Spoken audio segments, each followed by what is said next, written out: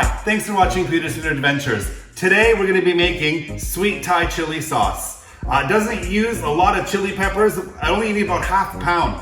I use this as a flavor booster to any of my Asian stir fries. If you have a stir fried rice, it's a must to add the chili, the garlic, the ginger. It's so easy. Let's get started. Okay, so I'm just de-seeding about 50% of the peppers. The heat in these, all chilies actually, come from the seeds. So the more seeds you leave in, the more heat you have. If you can't stand a lot of heat, really just use 1 or 2 peppers with seeds, and the rest of them, de-seed them. Now these are a red chili. You could use the Thai chilies, you could use a bird's eye chili, and that's kind of the chilies I recommend. There are hotter chilies out there obviously, but just be careful. The hotter you go, you could make it a very, very spicy and almost inedible sauce. You can see I'm just roughly de-seeding them. They don't have to be perfectly de-seeded. Now I just roughly chop these. There isn't really a hard or fast rule. Some people want to finely chop them, and that's okay. As they get cooked down later on, I'm gonna blend them, so it's up to you. And really, that's all the peppers. So it's really about half a pound. It's 250 grams of red chilies. Now you don't need a lot of things. You need some white vinegar. I've got 2 cups of sugar. We're gonna use some ginger, some garlic, and I've got potato flour. This is Russian potato flour or potato starch.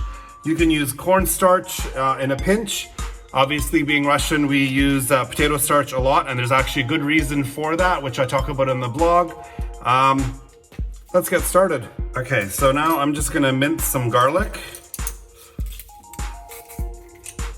It's all going in the same pot together, so I'm just putting it on the cutting board. You can do it in advance any way you like. Now this is just a small head of garlic. It's about 6 kind of large cloves. Be generous with the garlic and the ginger. That's where you get lots of great flavor. I always use fresh ginger. It has a much better flavor. If you're using canned ginger or from a jar, I would definitely add more than what the recipe calls for. All right, so that is what that looks like. Nice and easy. It all goes into the pot together. Now you just add 2 cups of water, 2 cups of vinegar, just regular white vinegar, regular strength, and 2 cups of white sugar. Now bring to a boil. Add about a teaspoon of salt and allow it to simmer from anywhere from 30 to 45 minutes.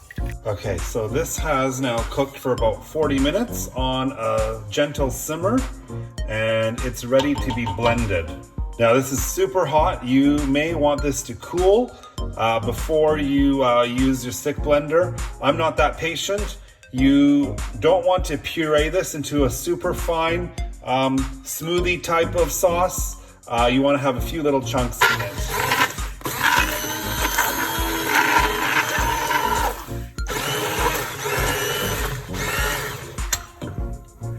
So I think we're pretty good there. As you can see, there's a few little chunks in there. It's not pureed to death. Now the last thing you want to do is I've got 2 tablespoons of water in there, and this is my potato flour or your cornstarch, and you just make a slurry, and this is the thickener, and you just want the sauce to thicken up, and really it's only going to be a few minutes in the mixture. So heat it up just by a few minutes. You can see it's going to start to thicken, and then your sauce is done. You just need to allow it to fully cool. So I'm just so cautious about people burning themselves, so be very careful with this hot vinegar. mix. Okay, so that's it. That's how you make Thai sweet chili sauce. It's spicy and sweet, full of garlic and ginger. Use it as a condiment, a dip. It's gonna spice up any of your Asian cooking. The full recipe is out on the website. Thanks for watching. Remember to hit like and subscribe to my channel. We'll see you next time.